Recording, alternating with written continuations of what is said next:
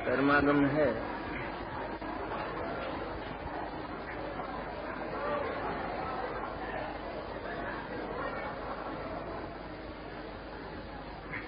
दो 2000 वर्ष पहले किसी महामंगलमय मुहूर्त में लिखे गए प्रश्न हैं ये। कैसा मुहूर्त होगा वो जो कुंद कुंद को समयसार लिखने का विकल्प आया। तो संतों मुनिराजों को ऐसा विकल्प भी भार लगता है, बोझ लगता है।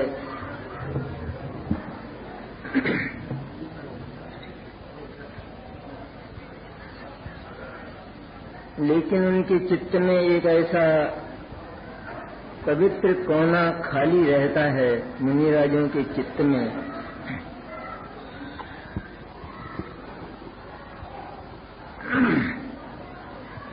कि अपने जिस पवित्र चैतन्य का हमने सहारा लिया है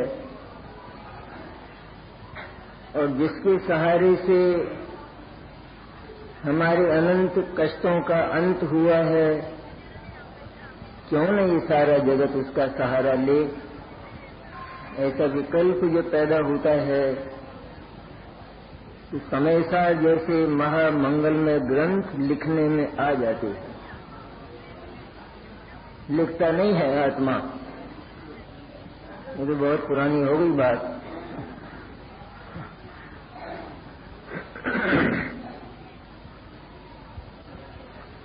कुदरत की व्यवस्था बड़ी अजब है। एक बार तो कही जाए तो जीव माथा हिलाता है, ये बात समझ में आने वाली नहीं है। इस तरह सिर हिलाता है जैसे कोई गांव हो, गांव बहुत पहले कोई पुराना गांव हो और उसमें कोई बस चली जाए, कार चली जाए और वहां कोई भैंस हो तो वो उसकी आवाज सुनकर किस तरह भागती है, तो जैसे कोई मौत आई है, इस तरह भागती। इस तरह किसी नई सभा में, पुराने दिगंबरों की नई सभा में यदि यह बात कही जाए कि यह जो समयसार में एक एक अक्षर लिखा हुआ है, यह कुंद कुंद ने नहीं लिखा है, और कुंद कुंद मैंने दो चीज बल्कि तीन चीज, एक तो कुंद कुंद नाम का शरीर, एक कुंद कुंद नाम का शुभ विकल्प और एक कुंद कुंद का शुद्धात्मा, उन तीनों ने ये नहीं लिखा है। तो किसी को समझ में आएगा, वो भाग जाएंगे भैंस की तरह माथा हिला। नहीं लिखा है तो किसने लिखा है? किसने लिखा है? कि जो इसमें लिखा हुआ दिखाई देता है उसी ने लिखा है, और कोई लिखने वाला नहीं है। हम क्यों किसी दूसरे लिखने वाले की कल्पना करें कि जब स्वयं लिखने वाला इतना समर्थ है। इसलिए पुद्गल की जो काली अवस्था है वो लिखने में पूरी समर्थ है, तो आत्मा क्या लिखेगा? आत्मा इतना मूर्ख नहीं है कि वो पुद्गल की काली अवस्था को पैदा करे, और ये उसका धंधा नहीं। आत्मा का धंधा तो केवल अतीन्द्रिय आनंद को पीना है। अतीन्द्रिय आनंद को पीना छोड़कर काले अक्षर लिखे, ये आत्मा का धंधा नहीं है। तो नहीं लिखा है ये बात तो चित्त में बिठाकर सुनी जाए तो समयसार सुनने का प्रारंभ हो सकता है। लिखा है 2000 वर्ष पहले आचार्य कुंद कुंद ने इसको बनाया। हुकुमचंद जी यही बोलते हैं सबसे पहले। 2000 वर्ष पहले आचार्य कुंद कुंद ने इसको बनाया और कुंड कुंड कहते हैं हमने बिल्कुल नहीं बनाया, ऐसा कहते हैं वो। क्योंकि ये कहाँ का धंधा है ये? एक एक परमाणु जब इतना आजाद है, उसका एक एक गुण आजाद है, तो उसकी पर्याय आजाद क्यों ना हो? उसकी पर्याय पर कब्जा किसने किया? ये तो एक बहुत छोटा सा माथा हो, जरा सी अकल हो, तो उसमें भी सोचा जा सकता है कि यदि परमाणु को बनाने वाला कोई नहीं, कम से कम ऐसे तो होंगे लोग यहाँ सभा में ये मानते होंगे कि परमाणु को, पुद्गल को किसी भगवान ने नहीं बनाया, वह तो बना बनाया तत्व है, अनादि निधन सृष्टि का एक शानदार अवयव है वो। तो उसको नहीं बनाया, उसके स्वभावों को, उसके गुणों को, उसकी शक्तियों को नहीं बनाया, तो उसकी पर्याय को कैसे बनाए? उसकी पर्याय को बनाने वाला कोई और हो गया। अरे क्या विचित्र है ये बात। हमारा घर है और हमारे घर में सब प्रकार की व्यवस्था है, हम सब प्रकार से समर्थ हैं, सारी सामग्री हमारे पास है, हम बनाने के योग्य हैं। और एक पड़ोसी के यहाँ से एक महिला रोजाना सवेरे ही घर पर आ जाती है और कहती है आपकी चाय बना दूं, आपका दूध गर्म कर दूं, आपकी रोटी बना दूं। तो एक बार सुन लिया, हम हाथ जोड़ लेंगे कि बहन जी हमारे यहाँ तो सब ठीक है, हमारे यहाँ तो सारा प्रबंध है, कोई भी लूला लंगड़ा नहीं है, इसलिए आप क्यों कष्ट करते हैं, आप तो कष्ट नहीं किया कर। पहली बार तो ये कह देंगे, और जब वो रोज रोज नहीं मानेगी तब क्या होगा? तब हम क्या कहेंगे कि हमें आपकी बिल्कुल जरूरत नहीं है, अगर कल से आपने ये किया तो ठीक नहीं होगा। और ये परमाणु क्या कहता है कि मैं सुनता आया हूं ये बात तुमसे, परमाणु ही क्या, पुद्गल ही क्या, सभी कुछ हम तो सभी के करता है ना, धर्म धर्म आकाश और काल के भी सबके करता है मैंने। कर्ता का दूसरा अर्थ क्या होता है? स्वामी, मालिक, कर्ता और फैमिली। मैंने क्या, हाँ वहां तो समझते हैं साहब हम कर्ता और फैमिली में, क्यों वो तो इनकम टैक्स का मामला है ना। तो कर्ता मैंने स्वामी, हम कर्ता बनते हैं पुद्गल के, धर्म के, अधर्म के, आकाश के, काल के। तो वो ये कहते हैं कि बहुत समय से मैं सुनता आया हूं, ये बर्दाश्त के लायक बात बिल्कुल नहीं है, तुम बंद करो ये स्वर तुम्हारा। तुम्हारे पास ये धंधा नहीं है दूसरा, तुम्हारे पास अपना कोई काम नहीं है कि तुम ये मेरे घर की चर्चा करते हो, मेरे घर की बातें करते हो, ये धंधा नहीं है तुम्हारे पास अपना कोई। ये किसी के घर में निरंतर आलोचना और चुगली का ही काम हो और उसका पता लग जाए तो लोग कहते हैं तुम्हारे यहाँ और तो कोई काम नहीं है ना, यही है ना इधर उधर की बातें और हमारी बातें करने का काम। इतने निकम्मे हो तुम, आत्मा इतना निकम्मा नहीं है, वह तो सचमुच उसके जो निधान हैं वो इतने अपार हैं, असीम हैं, अनंत शक्तियां। मैंने क्या अनंत शक्तियां, मैंने अनंत प्रकार के निधान, अनंत एक प्रकार का नहीं, ज्ञान एक प्रकार का रत्न है आत्मा का, एक मणि है आत्मा की। ऐसी अनंत प्रकार, न्यारे न्यारे विविध प्रकार के, जैसे जौहरियों के पास जो होते हैं, किसी के पास हीरा, माणक, मोती, पन्ना और अनेक प्रकार के होते हैं, उन सबको मिलाकर वह अपने आप को एक उन सब का धनी मानता है, स्वामी मानता है। इस तरह आत्मा कोई खाली वस्तु नहीं है। जो अपने आप को खाली मानता है उसकी आंख दूसरे की ओर लगती है। लेकिन एक बार इस बात का विश्वास हो जाए कि अनंत निधान मेरे भीतर है, और एक एक गुण का स्वाद निराला है। गुण स्वादिष्ट हैं, आत्मा में स्वाद है। स्वाद नहीं हो तो इस फूटे ढोल की तरफ कौन आएगा? इस सिद्ध वहां टिक सकेंगे अगर आत्मा में स्वाद ना हो तो। लेकिन आत्मा के पास जो स्वाद है वह स्वाद नहीं है खट्टा मीठा कड़वा चरपरा कषायला, वो स्वाद नहीं है। उससे विलक्षण प्रकार का स्वाद आत्मा के एक एक गुण में है, विलक्षण प्रकार का स्वाद। और अनंत गुण मिलकर जब उनका एक ग्रास बनता होगा तो वो स्वाद कैसा होता होगा,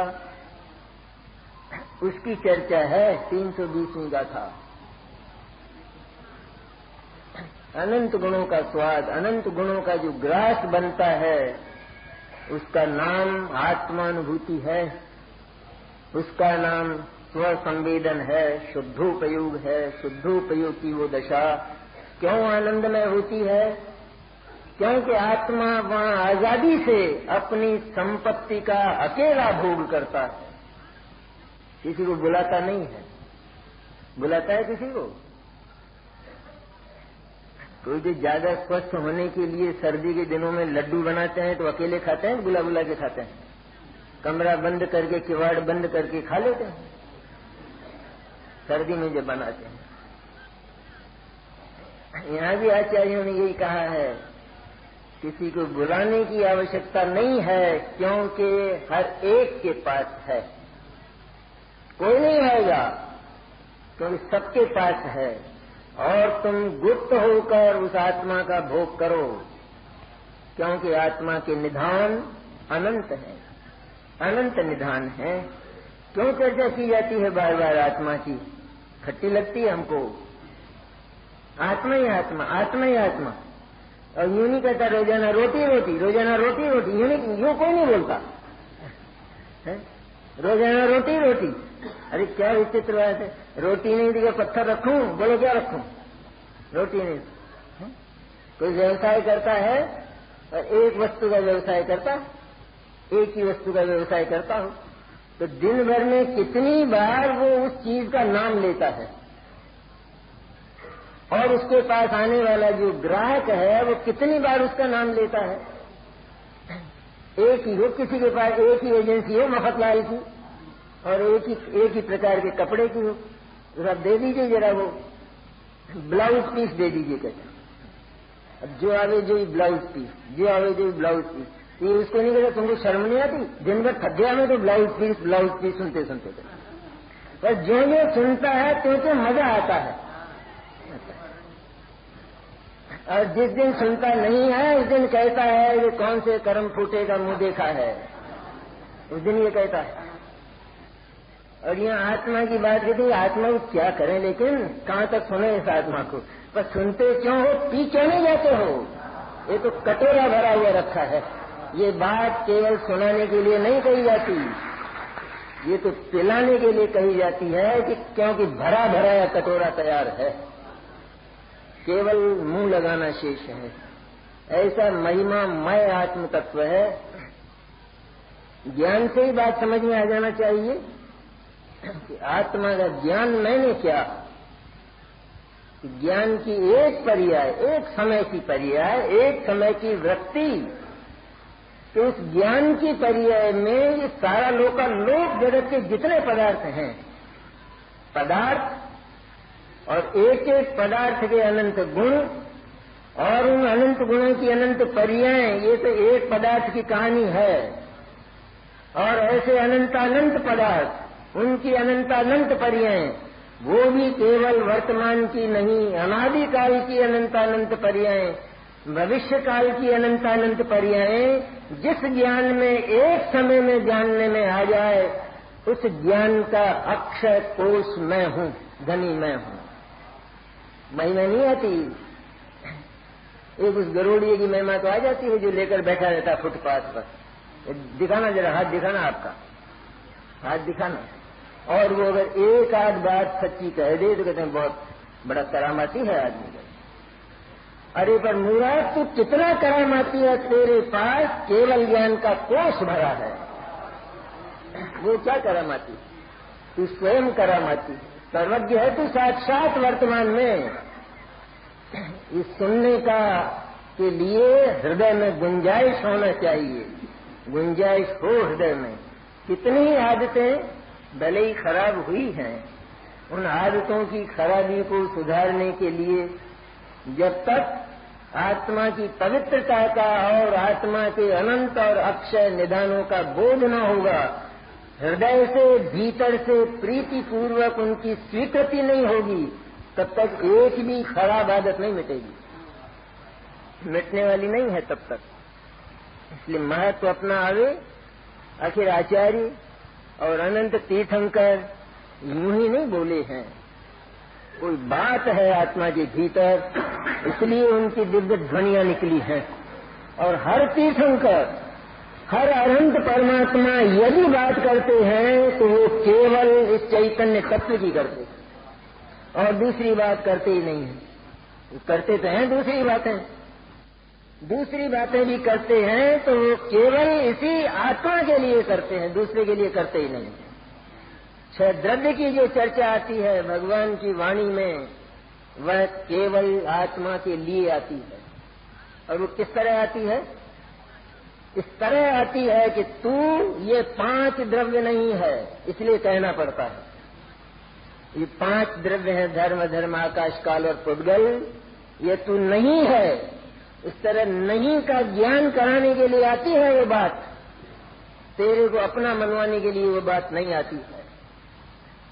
रामायण में कथा तो राम की है, लेकिन और बातें बहुत आती हैं। लेकिन जितनी भी बातें आती हैं वे सबके सब राम के चरित्र को उज्जवल बनाती हुई आती है, उसकी उज्जवलता को प्रकाशित करती हुई आती हैं और बातें। इसी तरह जितनी बातें तीर्थंकरों की दिव्य ध्वनि में क्या नहीं आता है, ये सभी कुछ आता है, क्योंकि उस ज्ञान का नाम केवल ज्ञान, सर्वदर्शी ज्ञान है वो, इसलिए हर बात आती है।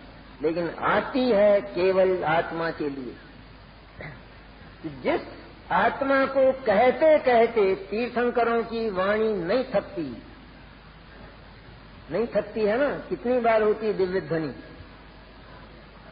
4 बार होती है ना।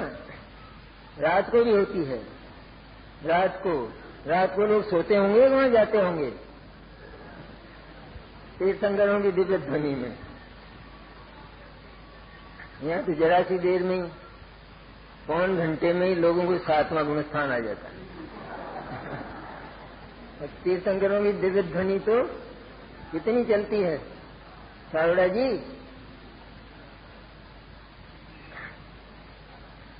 मैं भी कभी कभी सोचता हूँ कि लोगों को अगर 7वां आ जाए तो अपने को 14वां आ जाना चाहिए। तो अपन बोलना बंद कर दो, क्या है? आत्मा की बात सुनने में लोगों की आंख झपक जाए तो उसे भाग जाना चाहिए। सभा में बैठने लायक नहीं है, भले ही जहर खाकर आओ लेकिन आत्मा की बात सुनो, यूं कहते हैं। मरकर भी सुन, ये नहीं कहा आचार्य ने? मरकर भी एक बार तुझे आत्मा का कौतूहल आ जाना चाहिए। कौतूहल मैंने क्या कि अरे ये महर्षि और ये संत, ये नग्न दिगंबर संत, जिनके पास कुछ भी तो नहीं है और जो केवल वन विहारी होते हैं, जंगल में विहार करते हैं, ये संत जिस वस्तु की चर्चा करते हैं सचमुच वह कोई वस्तु होना चाहिए। क्यों? क्योंकि जिनके तन पर तार भी नहीं है और जिनके पास कुछ भी नहीं है, वे यदि जंगल में इतनी मस्ती से रह सकते हैं तो वो किसी के आश्रय पर रहते होंगे, किसी के अवलंबन पर रहते होंगे। और जिसके अवलंबन पर वे रहते हैं उसी के वे गीत गाते हैं और उसका नाम आत्मा है। जंगल जहाँ पर सिंह गरजते हैं, और सिंह की गर्जन, सामने बैठा हुआ सिंह जिनको लगता है परम मित्र नो जाने पाम्यो योग रे। सिंह आ रहा है मैंने जैसे परम मित्र आ रहा, ऐसा लगता है। दुश्मन लगेगा? दुश्मन लगता है क्योंकि वो खा जाएगा ना, खा जाएगा। यही तो है दिक्कत सबसे बड़ी। सचमुच वो सिंह जिसको खाता है वो तो हम नहीं हैं, हैं हम। और जिसको वो खाना चाहता है उसका वो स्पर्श तक नहीं कर पाता है, तो फिर चिंता की कहाँ जरूरत है, फिक्र की कहाँ आवश्यकता है? थोड़ी भी आवश्यकता नहीं है, क्योंकि हमारा जो बंगला है वो तो एयर कंडीशन्ड है। तो बाहर अगर धूप है तो घबराने की कहाँ जरूरत है? इस धूप से लड़ाई मत करो, इस धूप को मत भगाओ, लेकिन अपने कमरे को एयर कंडीशन्ड करो। आत्मा एयर कंडीशन्ड तत्व है कि जिसके भीतर ये शेर और व्याघ्रों की बात तो बहुत दूर, लेकिन उसमें उत्पन्न होने वाले राग तक का प्रवेश, राग की जो गर्म और ठंडी हवाएं हैं वे आत्मा के भीतर प्रवेश करती नहीं। ऐसा आत्म तत्व इसलिए कहते हैं, उसकी अगर महिमा आ जाए तो फिर जगत में किसी की महिमा शेष नहीं रहती, अनुपात नहीं होता है थोड़ा भी। सर्वोत्कृष्ट महिमा में न एकमात्र महिमा आत्म तत्व की है, और शेष सारा जगत मेरे लिए महिमा शून्य है, अपनी अपनी महिमा वाला हुआ है, लेकिन मेरे लिए तो वो बिल्कुल महिमा शून्य है। दुनिया का जो ईमानदार आदमी होता है, ईमान धर्म वाला, उसके लिए कहा जाता है, नीति का एक वचन है परद्रव्येश लोष्टवत, कि दूसरे के धन को जो मिट्टी के ढेले के समान देखता है वह सचमुच ईमानदार है। मिट्टी समझता है जो दूसरे के धन को, इसी तरह क्यों समझता है? इसलिए समझता है कि वो अपने में तृप्त है, अत्यंत तृप्त है। किसी के पास झोंपड़ी भी है तो वो कहता है तेरा जो महल है वो मेरे लिए धूल है बिल्कुल, क्योंकि मुझे जो आराम यहाँ पर है वो दूसरी जगह नहीं मिल सकता। एक आदमी को दूसरी जगह आराम मिले ऐसा राष्ट्र नहीं होना चाहिए। इसलिए आत्मा को अगर आराम मिले तो वो केवल अपने सदन में, अपने असंख्य प्रदेशी बंगले में मिलना चाहिए, और ऐसी व्यवस्था है, वहीं मिलता है। जिसको ये विश्वास हुआ कि आत्मा आराम तत्व है, एकदम एकदम फैल पसर कर सो आत्मा में, वहाँ संकोच की आवश्यकता नहीं है। कोई देख लेगा, कोई आ जाएगा, कोई आपत्ति करेगा, ऑब्जेक्शन करेगा, ऐसी मेहमानी आत्मा के भीतर नहीं है, क्योंकि आत्मा का सर्व स्वामित्व हमको है और वो संपूर्ण है, कभी व्यतीत होने वाला नहीं है। ऐसे आत्मा का महत्व मैंने अपनत्व, उसका स्वामित्व, उसमें अहंकार, अहंकार बुरा नहीं होता, ममत्व बुरा नहीं होता, लेकिन वह सही होना चाहिए, सही होना चाहिए। ममत्व करो ना, ममत्व करना, अहंकार करना, ये तो आत्मा का गुण है, स्वभाव है आत्मा का। अहंकार स्वभाव नहीं आत्मा का, श्रद्धा नाम का गुण नहीं है आत्मा में। वो क्या करता है निरंतर, प्रति समय क्या करता है? अहम मैंने मैं, और कार मैंने करना, इसका नाम अहंकार।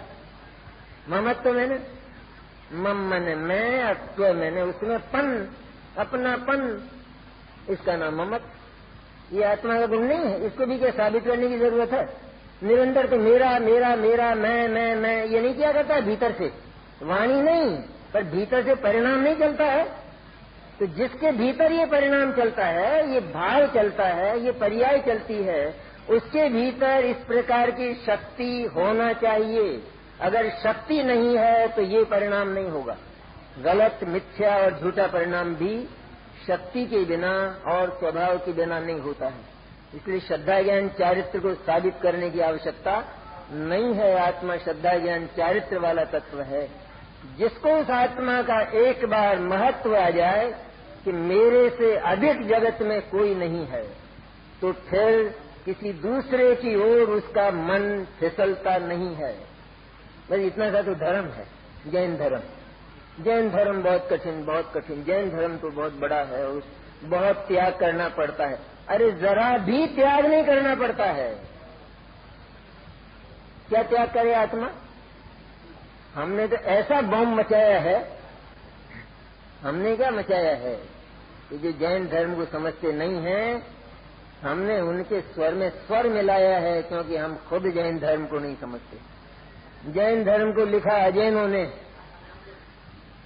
और उन्होंने समझा नहीं। ये जैन धर्म तो त्याग का धर्म है। जब त्याग की बात सुनते कुछ न आता है। धर्म के नाम पर जहां से धर्म का शुरू हो गए तो त्याग करो। अब अपन परीक्षा कर लें, इस बात की मीमांसा कर लें अच्छी तरह से कि क्या त्याग करें। आत्मा है एक पदार्थ, एक वस्तु है वो, और वह अनंत शक्तियों की बनी हुई है, अनंत गुणों की बनी हुई है। बताओ क्या त्याग करें, वो क्या छोड़े। एक द्रव्य है आत्मा चेतन, और उसमें अनंत चेतन शक्तियां हैं। अब कहते त्याग करो, क्या करे त्याग? कहते कपड़े छोड़े, कि कपड़े तो है ही नहीं उसके पास। मैंने क्या छुड़वा रहे हो? अगर वो छोड़ेगा तो उसके अनंत गुणी छूटेंगे और कुछ छूटने वाला नहीं। तो कहते मिथ्या दर्शन छोड़े, ये नहीं है क्या मिथ्या दर्शन? मिथ्या ज्ञान नहीं है, मिथ्या चारित्र नहीं है। अरे लेकिन जिसने ये जाना है कि आत्मा के पास छोड़ने के लिए कुछ भी नहीं है, उसका मिथ्या दर्शन तो कभी का चला गया। उसको तो सम्यक दर्शन आ ही चुका है। तुम मिथ्या दर्शन छोड़ रहे हो, कैसी विचित्र बात है। मिथ्या दर्शन छोड़ा जाता है, या ये माना जाता है कि आत्मा के पास छोड़ने के लिए कुछ नहीं है, और ग्रहण करने के लिए, तो ग्रहण करने के लिए कोई कोना उसके पास खाली नहीं, सब भरा हुआ है। इतने भाई साहब यहाँ जगह नहीं है। और ये हर पदार्थ की व्यवस्था है, केवल आत्मा की व्यवस्था नहीं। ऐसा कोना खाली होता होगा पदार्थ में, क्या आ जाओ तुम भी आ जाओ, तो वो क्यों आ जाएगा? मैं ऐसा हूं जैसा तू है। आत्मा ही गर्व करेगा, एक परमाणु भी ये गर्व करता है कि जैसा तू है वैसा मैं अचेतन हूं। इसका अर्थ यह है कि मैं कम हूं, ऐसा नहीं है।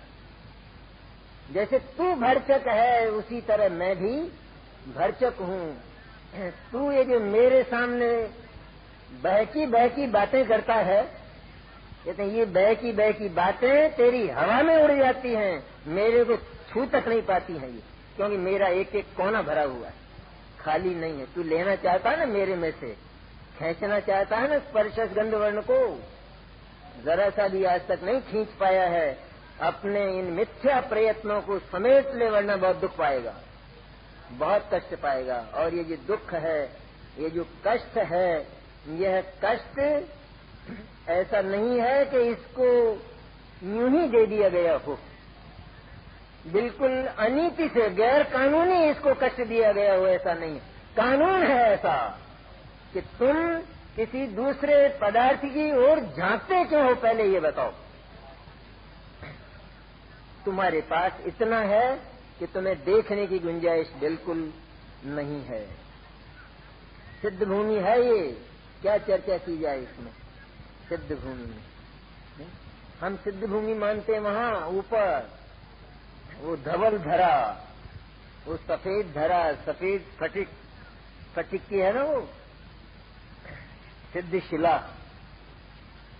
तो लोग कोई वो 8 गुण थोड़ी प्रकट करना चाहते हैं, अथवा आत्मा में जो आनंद है तो वो आनंद पीना चाहते हैं, ऐसा थोड़ा ही है।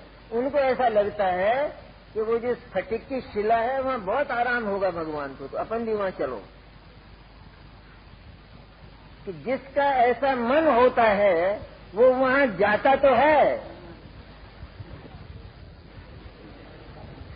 तो कैसे जाता है वो सब लोग समझ गए हैं कि वो भगवान बनकर नहीं जाता है, लेकिन वो निगोदिया बनकर वहां पर जाता है। जिसका ये मन हो कि उस स्फटिक की शिला में बहुत आराम होगा। सचमुच सिद्ध शिला तो ये सम्य शिखर है। सिद्ध शिला में, उस स्फटिक की शिला में और इस सम्य शिखर की, इस सिद्ध भूमि की जो धरती है, उसमें कोई फर्क नहीं है, कोई अंतर नहीं है। सिद्ध परमात्मा यहां बनते हैं, यहां बनते, और सिद्ध बनकर जाते हैं वे वहां। इसलिए जाते हैं कि वो उनकी बस्ती है, बस्ती नहीं होती मिनिस्टरों की, मिनिस्टरों के बंगले कहते थे, इधर तो सब मिनिस्टरों के बंगले हैं, इधर आपको कोई जगह मिलने। इसलिए पर्याय से भी, ज्ञान से भी एक बार अपने आप को पवित्र अनुभव करे, कि सम्यक दर्शन का मार्ग है, वास्तविक मार्ग। फिर भी अपन कर लें चर्चा, उसमें क्या है अपनी आदतों की, पर्याय से पवित्र है, पर हमारा मन बार बार जाता है उधर सा, मिथ्या दर्शन, मिथ्या ज्ञान, मिथ्या चरित्र का क्या होगा, लेकिन वो तो अनादि से चला आया है, लेकिन उससे घबराने की आवश्यकता इसलिए नहीं है कि केवल शुद्ध तत्व की ओर, उस शुद्ध चैतन्य की ओर एक बार देख लेने पर उनकी धज्जियां उड़ जाती, वे बिखर जाते, क्योंकि उसकी ओर नहीं देखा, उसका एक बार स्वाद नहीं लिया और उसमें डुबकी नहीं लगाई, इसका नाम मिथ्या दर्शन, मिथ्या ज्ञान और मिथ्या चरित्र है। उसको पाने के लिए देखना अवश्य चाहिए जीव को। आत्मा तो शुद्ध और पवित्र तत्व है ही, इसमें तो संदेह करने के लिए एक इंच गुंजाइश नहीं, वो तो निस्संदेह है बात। अत्यंत अत्यंत और अत्यंत पवित्र तत्व है आत्मा, क्योंकि वो सत्ता है अनादि अनंत, और उस सत्ता में कभी परिवर्तन नहीं होता, बदलता नहीं है। आत्मा कभी भी बदलकर चेतन से जड़ नहीं बनता। बनता हो तो बताओ, नहीं बनता है। कोई मिथ्या दृष्टि होता है ना कि आत्मा चेतन से जड़ नहीं बनता, ये नहीं मानता है, इसका नाम मिथ्या दर्शन है। तो क्या चेतन से जड़ बनता ही नहीं है। उस सत्ता में परिवर्तन कभी होता ही नहीं है, ज्यों का त्यों रहता है सदा, कभी इसमें दिवाला नहीं है आत्मा में। लेकिन उसके दर्शन के बिना जो प्रवृत्तियां हमारे भीतर पैदा होती हैं, वे महागलीच और महागंदी प्रवृत्तियां होती हैं। इस सिद्ध भूमि में आकर कम से कम एक बात तो ऐसी हो कि हम अपनी गलीच आदतों को छोड़ें। यहाँ आकर केवल हम जय घोष करें, नारे लगावें, यहाँ लगावें, वहाँ लगावें, जोर से बोलो, भले जोर से बोलो चाहे धीरे बोलो, कोई झगड़ा पड़ने वाला, और नहीं भी बोलो तो भी कुछ होने वाला नहीं। एक बार अवश्य अवश्य अपनी परिणति को टटोलना चाहिए। ऐसी बहुत बातें हैं, इतनी गंदगियां व्यर्थ की, बिल्कुल व्यर्थ की, कि जिनके कारण हमारा सम्यक दर्शन रुका पड़ा है। ऐसी बहुत बातें। तत्व ज्ञान की बातें करें ऊंची, इतना ऊंचा तत्व सुने, और सामान्य बातों को भी अगर न छोड़ सकें, सामान्य आदतों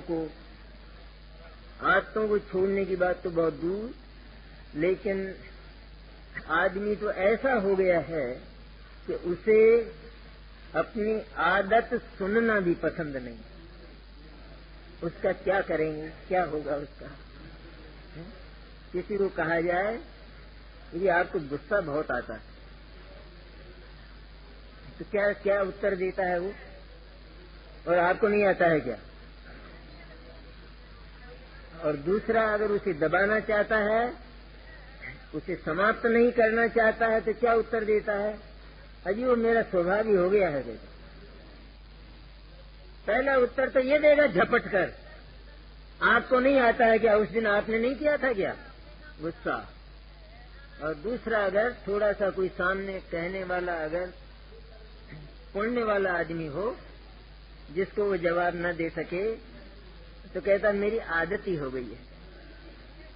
और ये जो तू आता है मंदिर में, तो ये इस आदत को बनाने आता है या बिगाड़ने आता है? क्या करने आता है मंदिर में? यह बात बहुत बुरी है। आदत को बताने वाले डॉक्टर मुफ्त में मिले, फीस भी न लें, और ये फीस भी न दे, और फिर भी उनको लौटा देता है। ये महाभाग्य है कि कोई भी ये बताने वाला हमें मिले कि तेरे पैर में कांटा लग गया है और तू इसको निकाल ले। और मिलते हैं ऐसे, जिनवाणी तो है ही है, लेकिन इस तरह के पुरुष भी मिलते हैं। हमें तो मिले गुरुदेव सब प्रकार से, सभी प्रकार से, व्यवहार से भी पवित्र और निश्चय से भी पवित्र ऐसा महापुरुष हमें मिला है, जिन्होंने व्यवहार की इतनी बातें हमको सिखाई।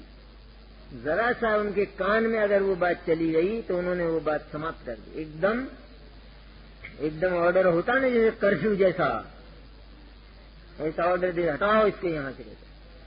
हम मानस स्तंभ के आसपास थी ना वो हरियाली, और जब गुरुदेव को कहा या पता लगा कि हरियाली इसमें कितने जीवों का नाश होगा, बोले हटाओ, बंद करो, बिल्कुल मत लगाओ एकदम। घास का जो तिनका है वो पैर रखने लायक नहीं होता है, क्योंकि उसमें असंख्य जीव होते हैं। एक टुकड़ा घास का, हरी घास का, पैर रखने लायक नहीं होता है। ये तो मुनियों की बात है, और अगर तुम पैर नहीं रखो तो तुमको कोई रोक देगा? मुनियों की है बात, ये तो ठीक ही है। मुनियों की बात तो इस प्रकार की है कि उनकी तो प्रवृत्ति ही ऐसी बन गई है स्वाभाविक, उनको सोचना नहीं पड़ता है। लेकिन कम से कम, और हम मुनि नहीं बनना चाहते हैं, तो हम मुनि ऐसे ही बन जाएंगे पैर रखते रखते ही। यदि हमें भी बनना है तो हम भी अपनी आदत को ऐसी बनावें कि जिससे जीवन में अहिंसाचार अधिक से अधिक हमारे भीतर प्रविष्ट होता जाए। एक एक बात पर हम ऐसा सोचते होंगे जैसा ये तो इतना बंधन है, ऐसा हम कहाँ तक देखेंगे? ये देखना नहीं पड़ता है, ये तो जैसे प्रति समय हमको श्वास आता है और निकल जाता है, और उसे हमें देखना नहीं पड़ता है। इस तरह जीवन में सम्यक दर्शन के लायक अगर विशुद्धि आती है तो उसमें देखना नहीं पड़ता है, वो तो आदत ही बन जाती है, प्रवृत्ति बन जाती है। मंदिर में है, आदमी पूजा करता है, बहुत गाता है पूजा को, घंटों पूजा करता है, और वो जो थाली है पूजा की उसको वहां से यहाँ सरका लेता है, कर लेगा पूजा, हो गई पूजा इसकी, तो थाली यूं सरकाई इसने और पूजा कर रहा है भगवान के सामने, हो जाएगा मोक्ष इसका। ऐसे मूर्ख को सम्यक दर्शन होने वाला नहीं है।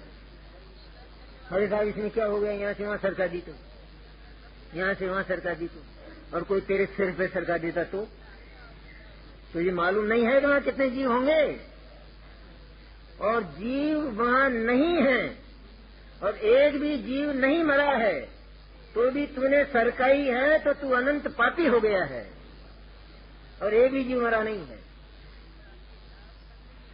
क्यों? क्योंकि तेरा कर्तव्य है ये कि तू देखे उस भूमि को देख। एक केवल मुनिराजों का काम नहीं, जिनको सम्यक दर्शन लेना उनका भी काम है। ये क्यों नहीं करता है ऐसा? कोई अगर देख कर नहीं चलता है, जरा सी ठोकर हमसे लग जाए तो फिर दिखता नहीं है क्या आपको? इतना सा देख नहीं पाते हो? और यहाँ तो क्या कहा जाए, कितने जीव हैं इस भूमि पर, एक एक घर घर में चींटियों के ढेर हैं, कतारें हैं। कोई देखता है? किसी को ख्याल आता? हम तो तत्व ज्ञान सुनने आए हैं साहब, यात्रा करने आए, सम्मेद शिखर की यात्रा करने आए हैं, और अनंत जीवों की हिंसा साथ में करते नहीं होगी ये यात्रा। तो आ तो गए ही हैं, लेकिन भीतर से चित्त में इतनी सावधानी हो, सावधानी, क्योंकि जीवों से तो भरी हुई है भूमि। प्रथम तो ये जो मौसम है ये यात्रा करने का नहीं है, इतना विवेक। कहते हम तो साहब हमारी सुविधा से आते हैं, अभी दुकान बंद है और अब दुकान खुलेगी, ये सम्मेद शिखर कैसे आए? तुम बताओ ना, लेकिन तुमको बुलाता कौन है? लेकिन कम से कम आकर ये अनंत जीवों की हिंसा तो मत करो। अनंत जीव इस समय पैदा होते हैं, इसलिए इतना विवेक तो हो। आ तो गए ही हम, मैं भगा नहीं रहा हूं, आ गए हैं, लेकिन इतना विचार अवश्य हो। भक्ति करते हैं हम, मंदिर में भक्ति करते हैं नहीं? कितना विवेक है, कितने जीवों की हिंसा होती है। साहब हमको तो मजा आता है, लेकिन तुमको मजा आता है, लेकिन एक जीव मरने का मतलब क्या होता है? क्या होता है एक जीव मरने का मतलब? हम मृत्यु की कल्पना से घबराते हैं, और हमारी जिन चेष्टाओं, जिन धार्मिक चेष्टाओं से जीवों की हत्या होती है, वो अविवेकी भक्ति कर रहा है। वो भक्ति होती। और हम ताली नहीं बजाएं तो क्या भक्ति नहीं होगी? और हम नाचे नहीं तो भक्ति नहीं होगी? इधर उधर पैर रखते हैं, हम नाचते हैं, क्यों नाचें? क्या जरूरत है? जब चारों ओर जीवों का विस्तार है, बिछोना जीवों का हो रहा है, साहब यहाँ तो नहीं है, लेकिन तुम्हें मालूम है यहाँ नहीं है? यहाँ नहीं है तो फिर खाना खा लो, यहाँ जीव नहीं है। कितने जीव, सूक्ष्म जीव, फूल यहाँ तो फूल है आंखों से दिखाई देने वाले जीव। इसलिए सचमुच इतना विवेक, और लोग नाचते हैं, स्त्रियां नाचती हैं, मुझे बड़ा आश्चर्य होता है। जहाँ पुरुषों की सभा हो और वहाँ पर भक्ति के नाम पर स्त्रियां भी नाचें, ये कतई गलत है। ये बात बिल्कुल गलत, ये गुरुदेव की मर्यादा के विरुद्ध बात है। भले ही वो भक्ति के नाम पर नाचें, ये परंपरा बिल्कुल खत्म होना चाहिए। एकदम स्त्रियों की हो सभा, स्त्रियां भक्ति कर रही हों, लेकिन वहाँ भी ऐसे नहीं जैसे वो शादी में एक को उठा के नचाते हैं ना, नाचो ना तुम भी नाचो, फिर तुम भी नाचो, फिर तुम भी नाचो, इस तरह नहीं। किसी को अगर आ जाता है तो महिलाओं की सभा हो तो वहाँ ये काम हो, पुरुषों की सभा हो अथवा सम्मिलित सभा हो, वहाँ स्त्रियां नाचें, डंडे बजाएं, जवान लड़कियां, बिल्कुल गंदी है ये बात। हम गुरुदेव की मर्यादा का समूल उल्लंघन करते हैं अगर ऐसा करते हैं। हम ब्रह्मचर्य का नाश करते हैं। ये बहुत आवश्यक है ये बातें, और बहुत होती हैं। मुख्य रूप से तो जगह जगह पर 10 लक्षणों में होती है, सांस्कृतिक कार्यक्रमों के रूप में नहीं होंगी। ये मुझे मालूम है, ये सब होने वाला है। हमारा कोटा भी कोई भला नहीं है, लेकिन अभी थोड़ा सा नियंत्रण है, इसलिए चलता है वहाँ। लेकिन ये बहुत विवेक की है बात, बहुत विवेक की है। व्यर्थ परिणति में अशुद्धता पैदा हो, धार्मिक स्थलों में ऐसे अवसर आए, हमारा पहनावा भी ऐसा सिंपल हो, सादा हो, साड़ियां भी ऐसी हों कि जिस साड़ी के लिए कोई दूसरा पूछे नहीं कि कहाँ से लाए हो, ऐसी साड़ी, ऐसा सिंपल हो। क्योंकि वहां तो न मालूम कितना किस्सा छिड़ जाएगा फिर एक साड़ी में। तो उससे पूछे साहब साड़ी कहाँ से है? आपने ये साड़ी, अजी वो ठीक है बाबा, वो इंडिया में नहीं मिलती है कहते हैं। वो तो वहाँ फॉरेन में मिलती है, क्योंकि कॉमन हो जाए, वो भी खरीद लावे। सिंपल एकदम। भरतेश्वर में आई है बात कि अष्टान्निका पर्व में भरत चक्रवर्ती की रानियां ऐसी लग रही थीं कि जैसे आर्यिकाएं हों। कंगाल होंगी, उनके पास जेवर नहीं होंगे और क्या है, और नायलॉन की साड़ियां नहीं होंगी। भरत चक्रवर्ती की रानियों के पास आर्यिकाएं हों ऐसी लगती थी अष्टान्निका पर्व। और 10 लक्षण पर्व में ये इंद्राणियां कैसी लगती हैं? इनकी बढ़िया से बढ़िया जो साड़ी है वो 10 लक्षण पर्व में निकलेगी कि जिसमें तारे चमक रहे हों, तो जो प्रतिमा की ओर झांकता झांकता उन तारों की ओर न झांके तो इन्होंने साड़ी क्या पहनी। तो इसमें हमारा क्या दोष है? वो क्यों झांकता है? ये भी तो है ना बात।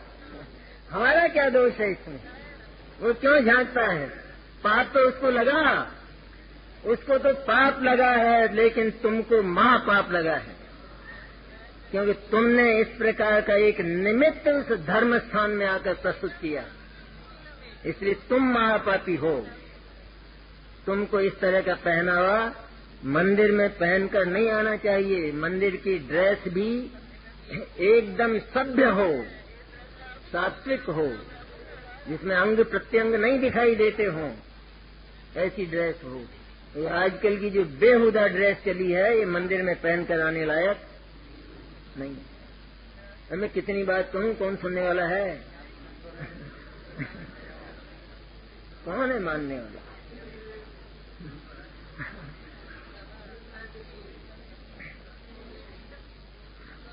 लेकिन हम करें ना बात, कुछ करना चाहिए। अनुरोध यह हो अपना कि सिद्ध भूमि में आकर हम कुछ लेकर जाएं, और हमारा जो बहुत कुछ कचरा है वो यहाँ रख कर जाएं। इसलिए हम इस सिद्ध भूमि में आए हैं। हमारी एक एक चेष्टा से, हमारे मन के परिणाम से, हमारे वचन की क्रिया से और हमारे शरीर की बारीक से बारीक चेष्टा से अहिंसा की आवाज निकले, उसका नाम जैन है। उसको जैन कहते हैं। हम मच्छर किस तरह उड़ाते हैं उससे हमारी पहचान हो जाएगी कि हम जैन हैं या कसाई हैं।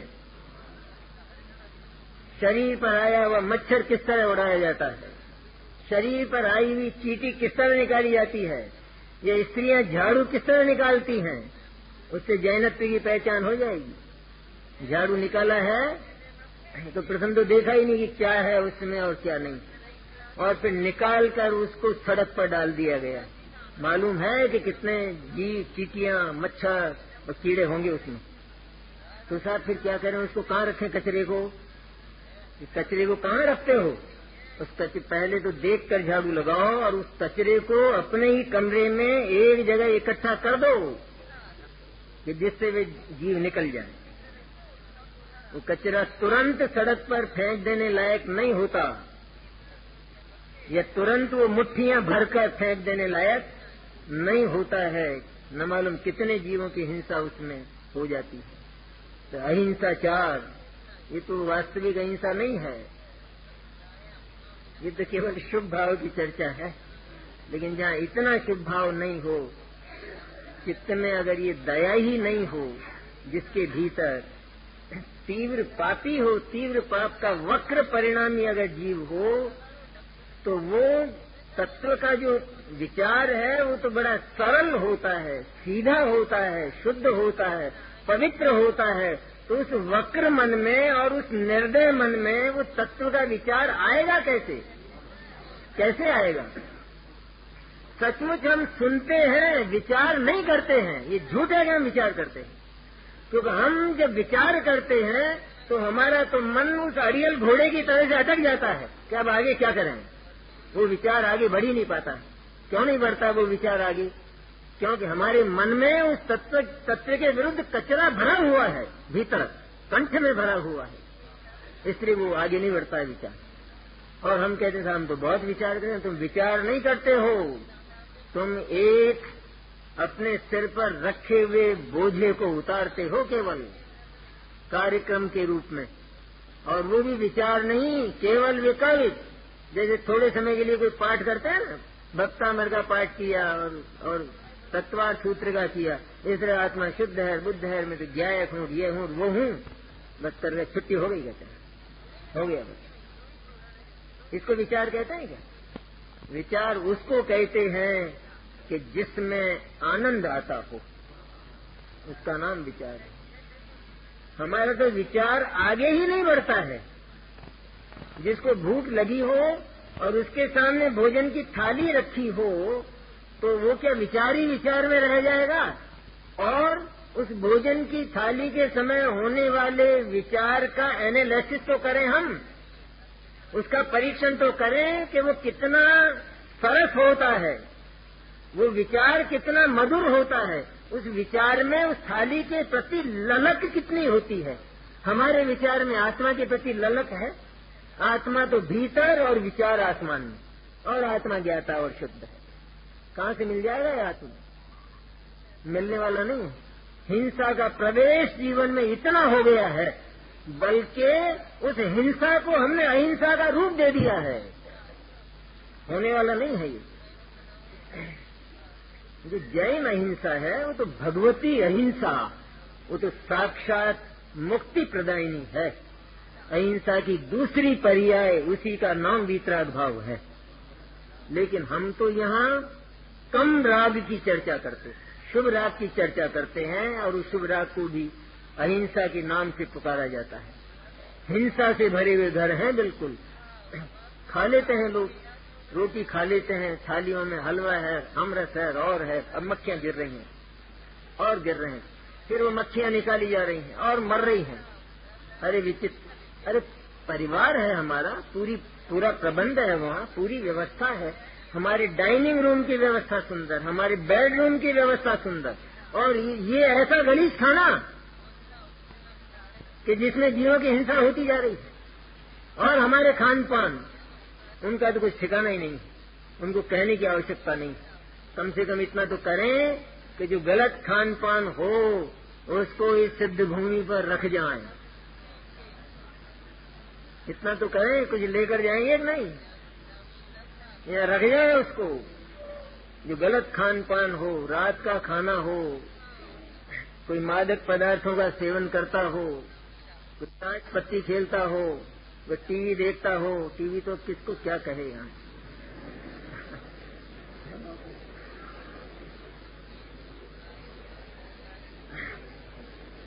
कौन है बिना टीवी वाला कोई देखे सभा में खड़ा हो जाए?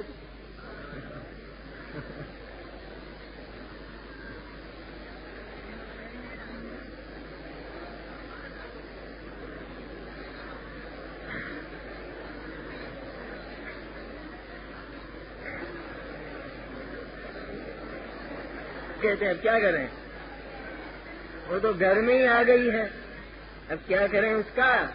और बच्चे नहीं मानते हैं, कहते बच्चे नहीं मानते हैं, और देखना बूढ़ों को है। अब बूढ़ों को देखना ही नहीं है, खाना भी उसी के सामने खाना है, टीवी के सामने। अब ये खाना खाते हैं या टीवी देखते हैं, क्या करते हैं ये कैसा बेहुदा जमाना आया है, ये कैसा बेहुदा। और कोई मेहमान घर में आता है तो उसका स्वागत टीवी चलाने से होता है। अरे ये कितने अशिष्ट और असभ्य हो गए हैं लोग। इसको लोग शिष्टाचार समझते हैं कि कोई घर में मेहमान आया है और टीवी खोल देते हैं।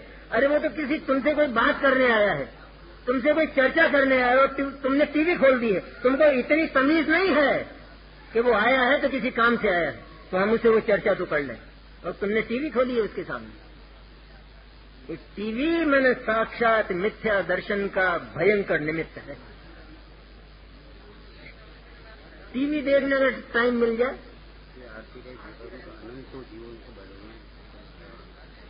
ये आरती है यार, इसने आरती की होगी, और इसमें जो दिखाई दे रहे हैं ये जीव हैं, ये देखिए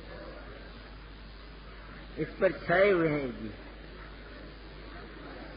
मैंने वो नहीं दिख रहा है इसमें, आरती का जो मैटर है वो नहीं दिख रहा है, ऊपर जीव ही जीव का बिछौना है सारा का सारा। चलो ये तो नियम कर लें कि हम नहीं करेंगे आरती, भगवान नाराज नहीं होंगे। किसी ने प्रतिज्ञा कर ली हो तो वो भी कुएं में पटक दे तो उसको पुण्य होगा, पाप नहीं होगा। ऐसी झूठी प्रतिज्ञा किसी ने की हो तो वो उस प्रतिज्ञा को कुएं में डाल दे और छोड़ दे ऐसी आरती करना। ये अब ऐसा उसकी लाइट की वो बैटरी चली है ना आजकल, अरे पर ये आरती तेरा पंथ का विधान ही नहीं है, विधान ही नहीं है तेरा पंथ। जो उसे बैटरी से करेगा तो फिर वो इस दीपक से भी करेंगे लोग, क्योंकि लोग जानेंगे कि आरती का विधान है। ऐसा है नहीं, हमारे यहाँ तेरा पंथ नहीं है। न मालूम कितनी बातें हैं तेरा पंथ में। ये इतना तो नियम कर लें, हम यही नहीं सम्मेद शिखर में ही नहीं, वहां जाकर अपने मंदिरों में अपने घरों में भी ऐसा नहीं करेंगे, नहीं करेंगे ऐसा। अखंड दीपक जलते हैं ना जहाँ भगवान के सामने, कई जगह ऐसे विधान है कि नहीं। अखंड ज्योति, उस अखंड ज्योति में कितने जीवों की समाधि होती होगी, अखंड ज्योति जहाँ भी होती है, बहुत जगह होती है। तो कम से कम ये तो देखें, इतना विचार तो हमको आता होगा, इतना विचार तो कि यदि हमारे जरा सा कांटा लग जाए, थोड़ा कोई आदमी अगर कोई नाखून हमको चुभो दे, हमको कितना दर्द होता है। और एक जीव की मृत्यु अकारण, और वो भी भक्ति के प्रकरण में, अनंत जीवों की हत्या, क्या विचित्र है बात। जयपुर में था एक बार, उपवास करते हैं ना लोग अनंत चतुर्दशी का, तो रात तो बड़ी मुश्किल से निकलती है, और सवेरे रात को नींद तो आती, बहुत कम लोगों को आती है, नींद तो आती नहीं। अब देखा करते हैं सवेरा कब हो, तो जल्दी उठ जाते हैं, और जल्दी उठकर 4 बजे 5 बजे मंदिर। अब क्योंकि पारणा करना है ना, इसलिए प्रसाद भी करना और पूजा भी करना, फिर इसके बाद आके हलवा, खाना है। तो गए वहां और करते थे सब, वो अभिषेक वगैरह करते ना, पंचामृत अभिषेक। तो चतुर्दशी का रात को तो पंचामृत अभिषेक हुआ और प्रातः काल उस प्रतिमा में असंख्य चींटियां थी। अब वो गए भाई साहब, उन्होंने अंधेरे में पहुंच डाला उसको और आप घर पे आके उपवास का पारणा किया।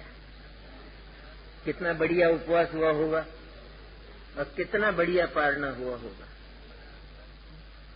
फिर भी हम इस अंधविश्वास को छोड़ने को तैयार नहीं। आंखों से देखते हैं फिर भी अंधविश्वास को छोड़ने को तैयार नहीं।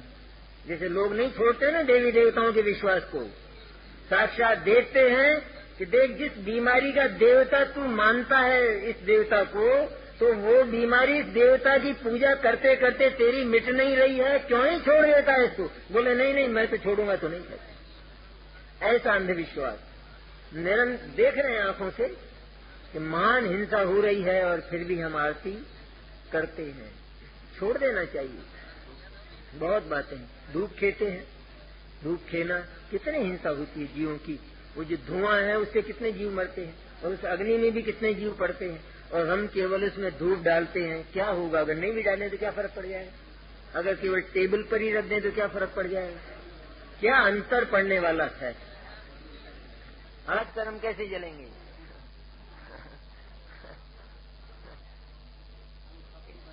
8 कर्म जलेंगे तो नहीं, पर 8 कर्म टाइट और हो जाएंगे और मजबूत हो जाते हैं। इतना विवेक और विचार, ये तो सामान्य व्यक्ति का विचार है कि जिस बात से मेरे को तकलीफ होती है वह काम मुझे दूसरों के प्रति भी नहीं करना चाहिए। ये विचार बहुत राह देता है। इससे मन सही होता है, वचन सही होता है, काय की क्रिया अपने ऑटोमेटिक। वचन की क्रिया को कोई आग्रह करके ठीक नहीं करना पड़ता। शरीर की क्रिया को कोई बहुत मेहनत करके सही नहीं करना पड़ता। केवल मन में इतना विचार आ जाना चाहिए कि मेरे से किसी प्राणी को कष्ट न हो, तो वचन और काय की क्रिया अपने आप ऑटोमेटिक ठीक हो जाती है। ऑटोमेटिक ठीक होती है। पानी की एक बूंद में कितने जीव और हम कितना नाश करते हैं। कोई कभी पश्चाताप करता है कि आज दिन भर में कितना पाप मैंने कर लिया है, कितने पानी का संहार मेरे से हुआ है, और एक बूंद में अनंत जीव, और हम बैठे हैं और पानी जा रहा है। और लोग तो अब जो मंदिर में पूजा के स्थानों में ऐसे नहाते हैं जैसे कोई चंबल नदी में नहा रहे हो। ऐसे ना कपड़े धोते हैं, साबुन लगाते हैं मंदिरों में, कांच, फिर कंघा, फिर और सारा सब कुछ मंदिरों में होने लगा। अच्छी नहीं है बात। एक एक क्षण जीवन का अनमोल है। यूं कहते हैं समयम गोयम मां पमाए। है गौतम, एक क्षण के लिए भी प्रमाद मत कर। जिसके पास एक क्षण का भी मूल्य है वो टीवी कैसे देख लेगा, ये बताओ आप। उसके बाद टीवी देखने को टाइम कहाँ है, और उससे मिलता है क्या उसे के साथ? धर्म की बातें। तो उसे धर्म की बातें दिगंबर मंदिर में नहीं मिलती, उसे धर्म की बात जिनवाणी में नहीं मिलती। इसलिए धर्म की बात पाने के लिए टीवी का आविष्कार किया गया, सिनेमा का। सिनेमा में धर्म के खेल, हम तो धर्म के खेल देखने जाते हैं। ये जैनियों की दशा है। ये मेहमान आवे तो उसको भी पिक्चर ले जाए, मंदिर नहीं ले जाए, उसको भी पिक्चर ले जाए। और टीवी देखते हैं लोग कि माता और पिता बैठे, जवान लड़के लड़कियां बैठी और बेहुदे दृश्य आ रहे हैं। इनको शर्म नहीं आती है? ये उसी वक्त मर क्यों नहीं जाते हैं देखते देखते? इनको शर्म नहीं आती है क्या कि क्या दिखाई क्या दे रहा है इस टीवी में, दृश्य में क्या देखते हैं? और समय मिल जाए, समय है हमारे पास, ठिकाना है हमको कि एक क्षण के बाद हम जिंदा रहने वाले हैं, ऐसा किसी के पास गारंटी है? और समय मिलता है जीव को। टीवी का सब आ गई, जिसका क्या करें, आ गई, उस पर घासलेट छिड़क कर दिया सिलाई लगाओ। ऐसा करो। और क्या करते? यहाँ से प्रतिज्ञा लेकर जाएं, मुमुक्षुओं का, ज्ञानियों का, तत्वज्ञों का मनोरंजन यदि होता है तो केवल जिनवाणी में होता है और नहीं। उनके मनोरंजन का अगर कोई साधन है तो जिनवाणी है, जिन मंदिर है, और तत्व चर्चा करने वाले पुरुष वे उनके मनोरंजन के साधन हैं। वहाँ मन पसंद नहीं होगा तो कहाँ होगा? जहाँ शुद्धात्मा की चर्चा सुनी जाती है तो भीतर से समुद्र जैसी तरंगें उछलती है उल्लास की। उसका नाम है मनोरंजन।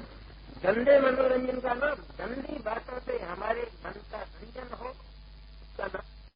रामायण और महाभारत का देखना मैंने ग्रहित मिथ्यात्व जैसे सबसे बड़े पाप का पोषण करना, उसको पुष्ट करना। धर्म और धर्म का नाम नहीं है वो, सबसे बड़ा पाप है। अग्रहित मिथ्यात्व से बड़ा पाप ग्रहित मिथ्यात्व है, और उसकी पुष्टि होती है देखने। ब्रह्मचर्य का नाश तो होता ही, न मालूम कितनी कितनी आदतें, बोल चाल बदल जाती है लड़कों की, 5-5 साल के लड़कों की बोल चाल बदल जाती है। वो टीवी की भाषा में बोलने लगते, वो भागचंद जी और दौलत राम जी की भाषा तो धरी रह जाती है, टीवी की भाषा शुरू हो जाती है, गंदी भाषाएं, जासूसी तरीके, ये सब कहाँ से आते हैं? सारे के सारे वहां से आते हैं। वो भी हिंसा है, वो भी हिंसा का ही एक प्रकार है, क्योंकि उसमें परिणामी की जो विशुद्धता है उसका अपार संहार होता है। वहां पर विशुद्धता का जन्म ही नहीं होता है, होता ही नहीं। तो जैनियों और मुमुक्षुओं के लिए ये चीजें, सिनेमा और टीवी, ये देखने लायक, आदमी के लिए देखने लायक नहीं है। तो वो भी इंसान है ना, इंसानियत के का जो क्षेत्र है वो बहुत व्यापक है। इंसान के लिए सेवा का क्षेत्र है कि नहीं, उपकार का क्षेत्र है या नहीं इंसान के लिए? तो जिसके पास सेवा और उपकार के लिए समय है तो उसके पास सिनेमा देखने का भी टाइम मिल जाएगा। कोई भी जिसके चित्त में थोड़ा भी आचरण है उस सिनेमा की जगह में पैर रख सकेगा? पैर रखने लायक जगह है सिनेमा भले लोगों के लिए। और वहाँ जो बातें सुनाई देती हैं, कितने अनाचार वहाँ पर होते हैं। प्रथम तो जो चित्र आते हैं, इस सिनेमा की तारिकाएं कौन होती हैं? वे कि जिनके पास चरित्र नाम की कोई चीज नहीं हुआ करती, वो सीता बनती है। जिसके पास चरित्र नाम की कोई चीज नहीं है उसका नाम सीता। और उसको हम देखते हैं शिक्षा लेने का, धर्म का खेल है। वहां धर्म सीखा जाता है, सिनेमा धर्म सीखने के लिए है। बहुत है बातें।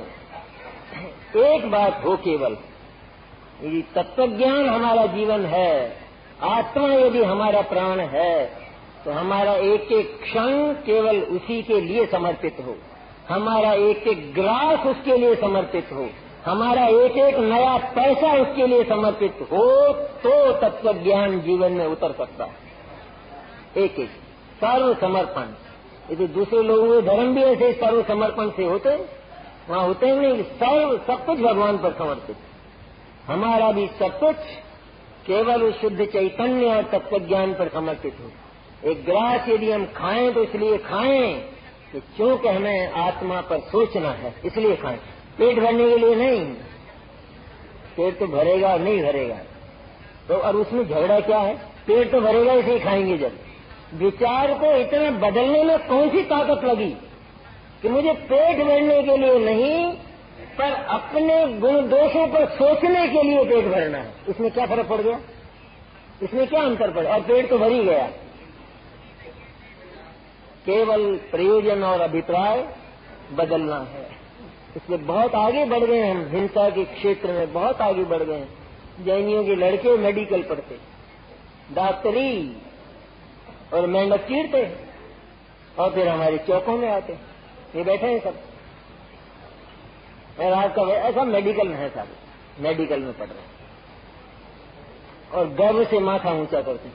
पहले तो एक मेंढक मर जाए तो जातिवाद कर देते थे, किसी से नहीं करते थे। और आज ये मेंढकों को चीर कर आता है चौके में, हाथ से चीर कर। सैनी पंचेंद्रिय जीव जिसको सम्यक दर्शन हो सकता है, मेंढक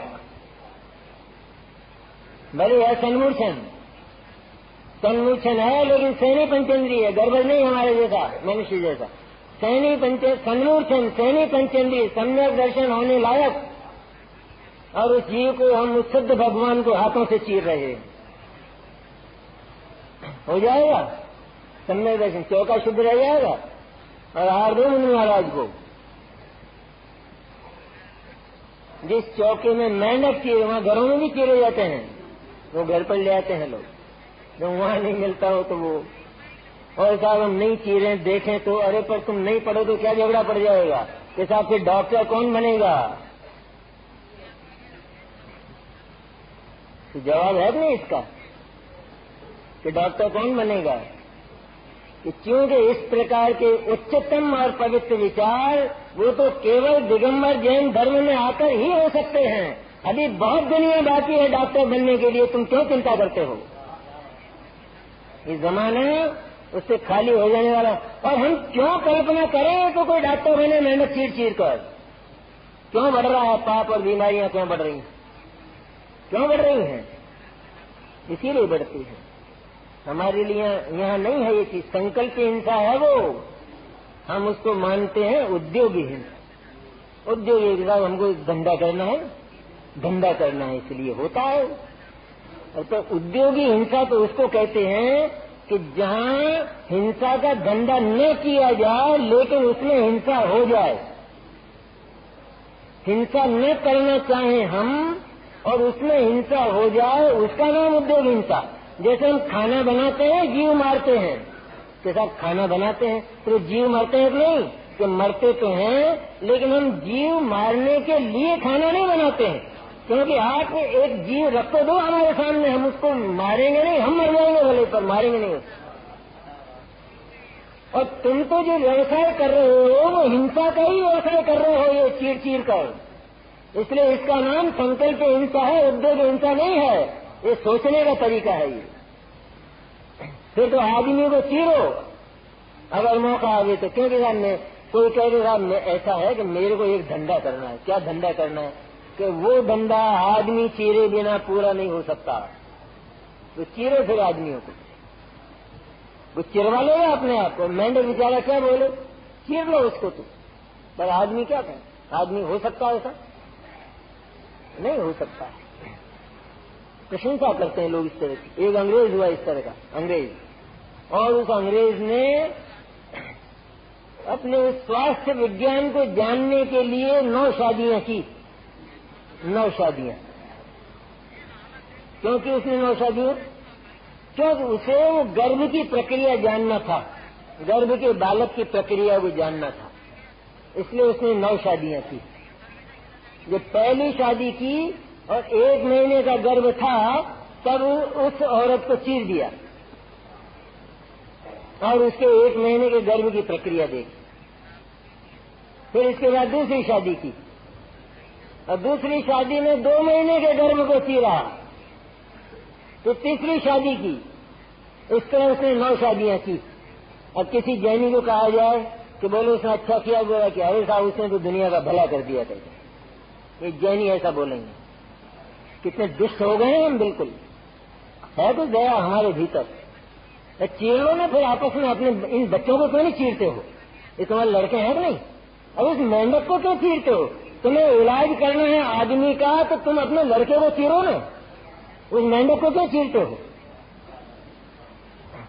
जब लड़के को कैसे चीरे देखेंगे? नहीं है ये जैन धर्म इस बात की इजाजत नहीं देता है। जैनी स्वाध्याय भवन नहीं बनाते आज, वो ब्लड बैंक खोलते हैं, ब्लड बैंक, खून के बैंक। ये हो गया है तरीका, और इसको कहते हैं धर्म दान। नहीं होगा उद्धारी। कम से कम हिंसा होती है, हम समझें तो सही उसका स्वरूप और उसको समर्थन तो न दें।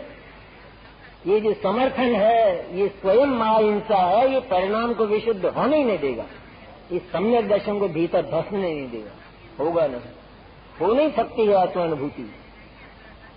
इसलिए ये तो एक प्रकरण था है इसी गाथा के संदर्भ में, क्योंकि हम प्रमाण में आते हैं और प्रमाण में आकर में ना बाहर से हटकर, बाहर की निंदाओं से, बाहर की आलोचनाओं से, पर्दे को देखने से हटकर हम केवल अपनी आत्मा के भीतर आए और उस आत्मा में आकर हमने देखा तो हमें दो चीजें मिली। एक मिला परम पवित्र द्रव्य और दूसरी मिली गलीच पर्याय। उन गलीच पर्यायों को हमने देखा और उन पर्यायों के प्रति जब हमको विरक्ति हुई, अरे शुद्ध चैतन्य पवित्र तत्व मैं और मेरी आदत इतनी खराब, ये लभने वाली नहीं है बात। तब उन आदतों के प्रति हमारी अनासक्ति होगी। तो उन आदतों का एक बार आलोचन तो करें, उनको देखें तो सही, उनको सुनें, उनको स्वीकार करें। कोई अगर गलती बताता है तो उसको हमारा सबसे बड़ा हितैषी माने। अरे आपने मेरा कितना बड़ा उपकार किया है। अगर मैं डॉक्टर को बुलाता केवल अपनी एक आंख देखने के लिए, अपना हाथ देखने के लिए डॉक्टर को बुलाता तो मुझे 50 रुपए देने पड़ते, 9 बार उसके हाथ जोड़ने पड़ते। आप तो अपने आप आकर मुझे बता रहे हो कि आप इस आदत को सुधार लो, ये आदत अच्छी नहीं है। आपसे बड़ा हितैषी मेरा और कौन होगा। मुफ्त में मिलने वाली डॉक्टर, हितैषी डॉक्टर, उसको हम ठुकरा देते। प्रथम तो स्वयं हमारी आदत ऐसी होना चाहिए, ज्ञान इतना स्वच्छ और निर्मल होना चाहिए कि उसमें एक एक विकार हमको दिखाई दे और हम उसको स्वीकार करें। अरे मेरे जैसे पवित्र तत्व को ये आदत बर्दाश्त करने जैसी नहीं है। ऐसा उन दोषों के प्रति भी हमको जब अनासक्ति हो, उनका पश्चाताप हो, उनका प्रायश्चित हो। कितना पानी मैंने खराब कर दिया है, कितना पानी डोल देते हैं, या बहुत ज्यादा पानी होता वहाँ क्या करते हैं लोग, कितना करते, इतना खराब है। पानी ही नहीं, कई चीजें हैं, बहुत चीजें। इसे एक एक बात में अहिंसा का हमको ख्याल हो, ऐसे पवित्र दया में चित्त में तत्व ज्ञान का प्रवेश हो सकता है।